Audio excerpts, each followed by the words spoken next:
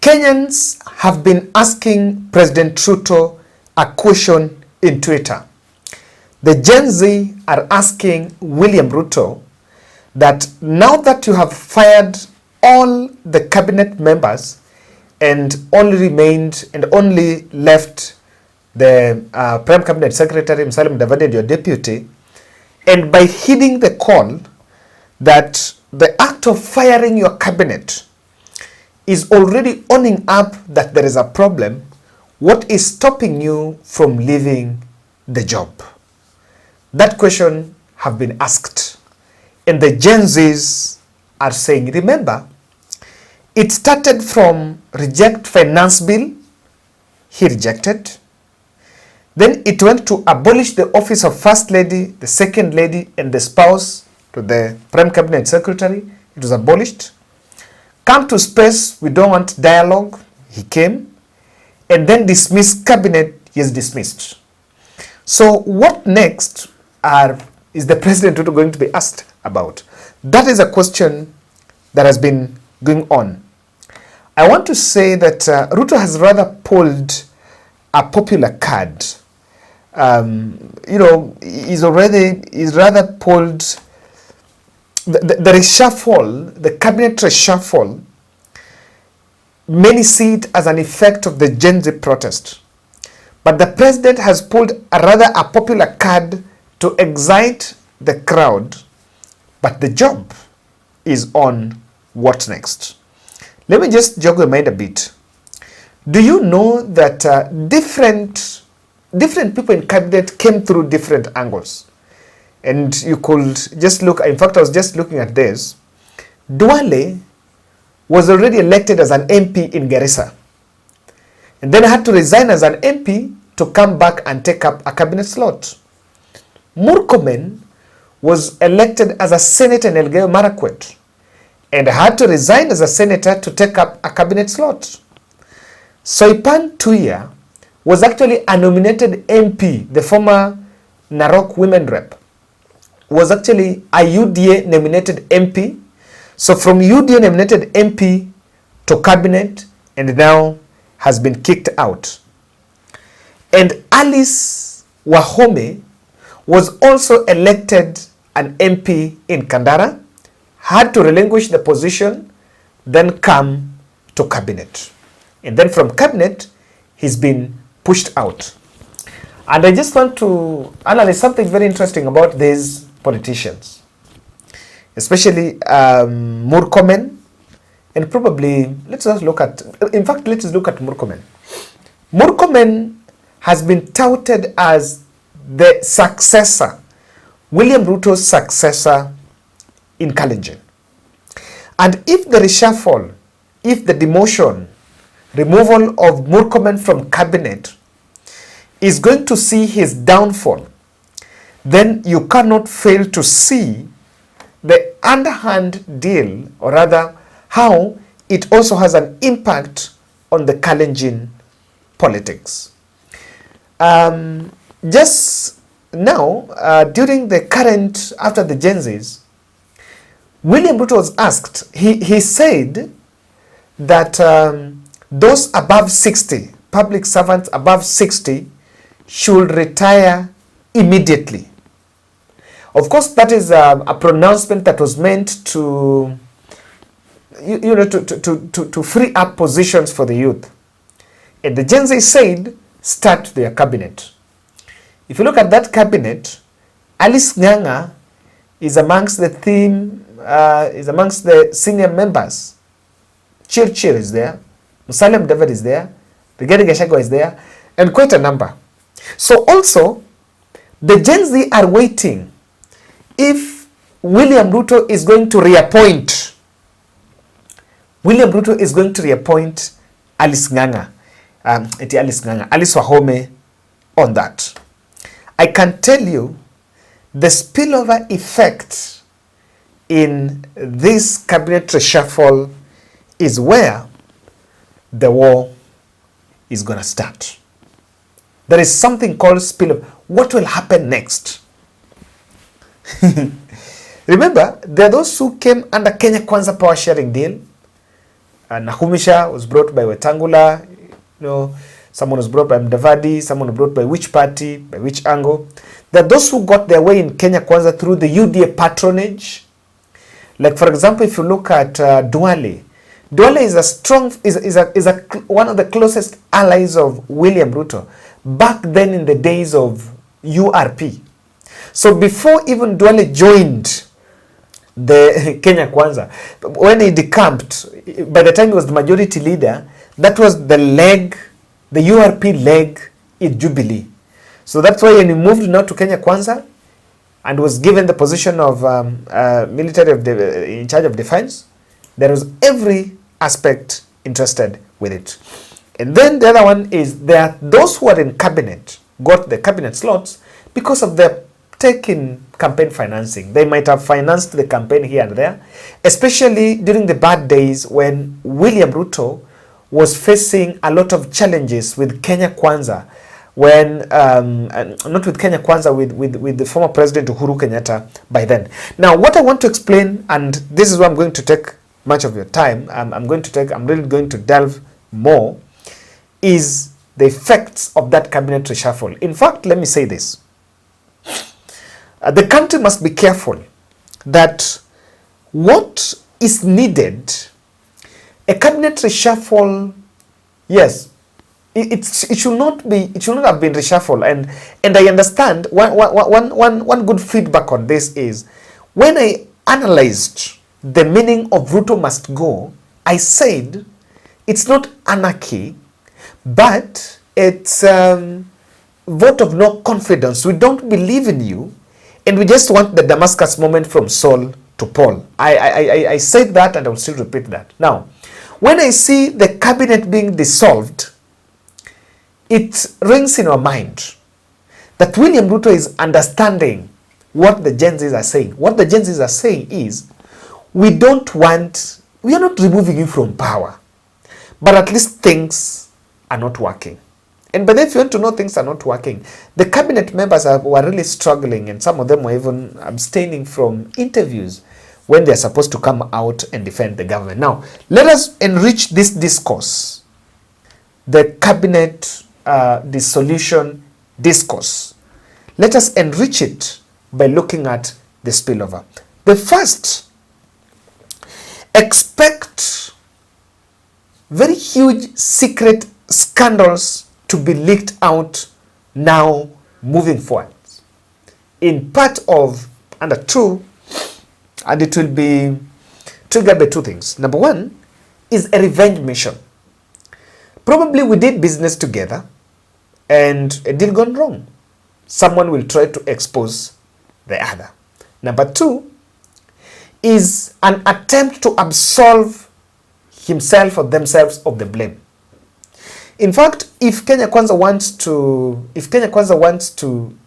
get it right, if you get the new cabinet in office and that cabinet starts working and realizes that there were exposure there was a problem here, there was a problem there, those problems the country need to be told so that the country will own the process. From the word go, yes, you have dissolved the cabinet. You need to explain what next and what is the difference. Because, by the way, let's be objective here. The engine behind the ministries is not the CS. The CS is a ceremonial position. Just like in some organization, you realize that the chairman is just a ceremonial position, but the secretary general or the coordinator is doing much of the work. Now, that's also what happens in the ministry. If we are fixing ministries, then the buck doesn't stop and end with the CS. There is the principal secretaries. And something happened at picking the principal secretaries. Ruto was picking Zebra, Kalenjin, Kikuyu, or if he's not close to Waziri, then he's close to the PS. So that is one thing, that is one of the spillover effects of that cabinet reshuffle. Number 2, the public is yearning for massive, or rather strategic, public policy shifts to follow up. In fact, what do people what is the problem that people have with Ministry of Health? They're saying Nakumisha must go because Nakumisha is in charge.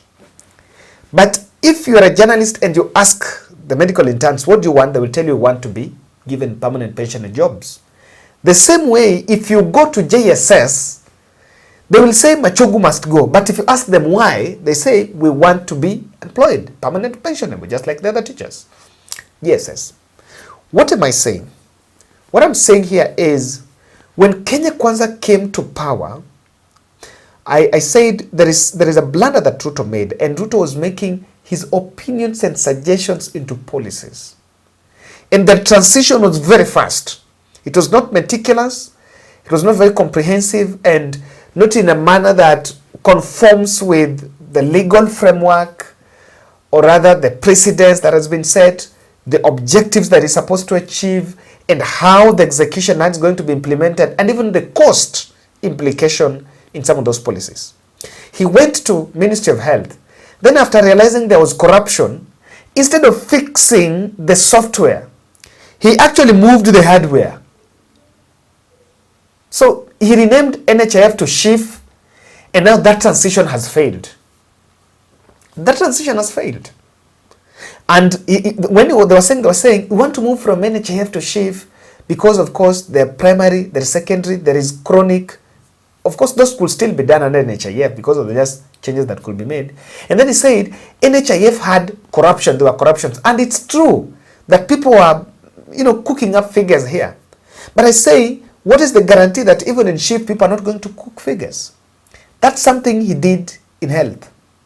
Look at the education. He said, he went to higher education loans, the education funding model, and said, now I don't know, those who can afford will pay more, those who can't. And what the resultant, in fact, is that the cost of university is now high, and some parents couldn't afford.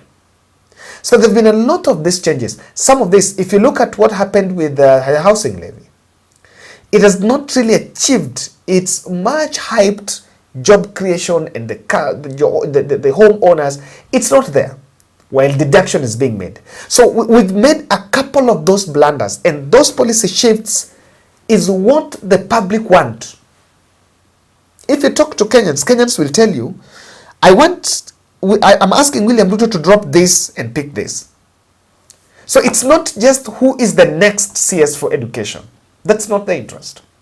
It's not about who is the next CS for urban, development. That's not it.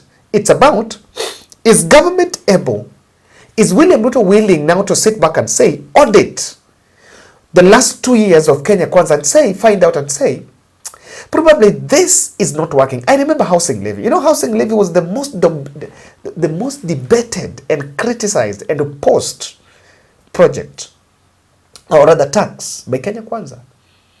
And people said, we don't want the houses. People said, you're building those houses for the rich. As the poor, we cannot afford.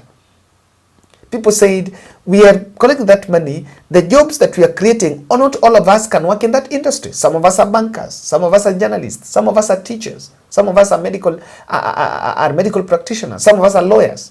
But you cannot purport to create job in one area. There's been this project of labor migration. To what effect? What is the, how many can you move out of the country in a year?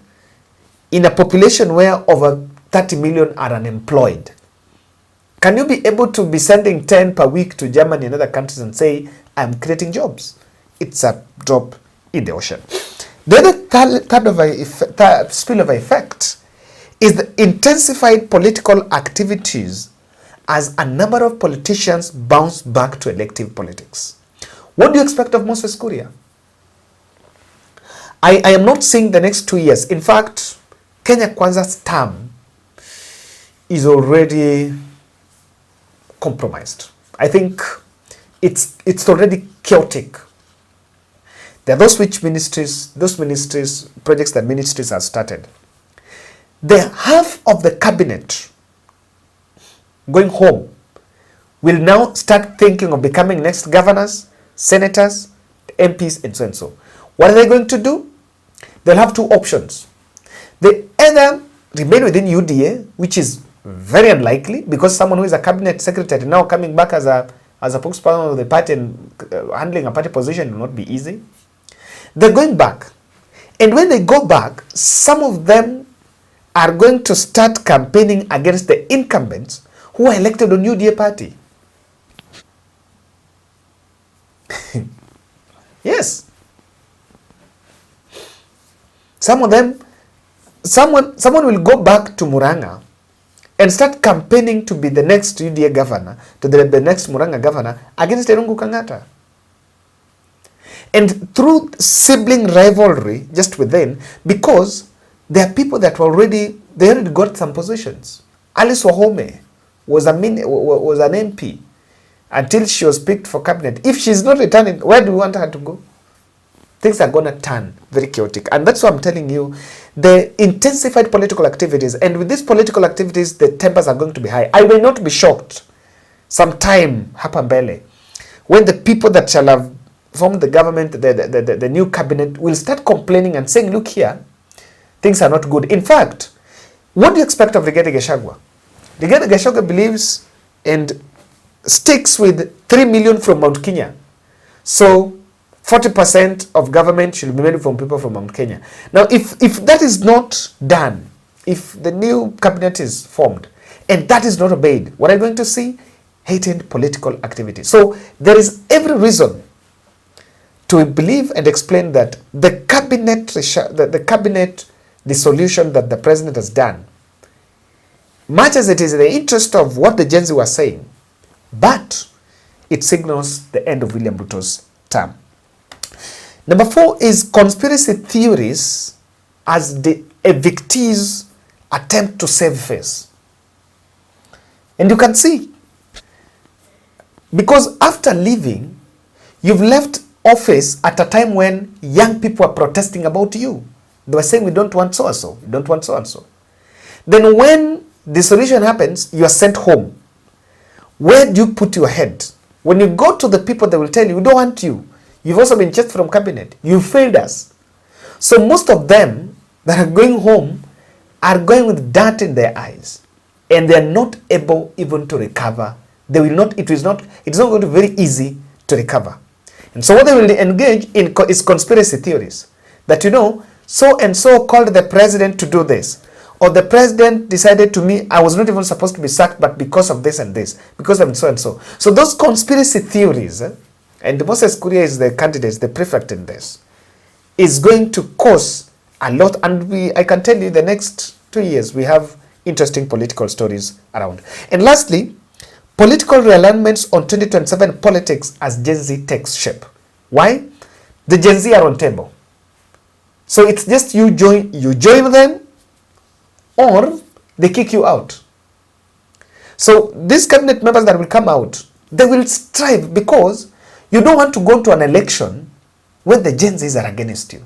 And let me say, in the next, what the country will experience in the next general election is a better voter turnout. You know, if you look at 2022 turnout and 2017, the 2022 turnout was low.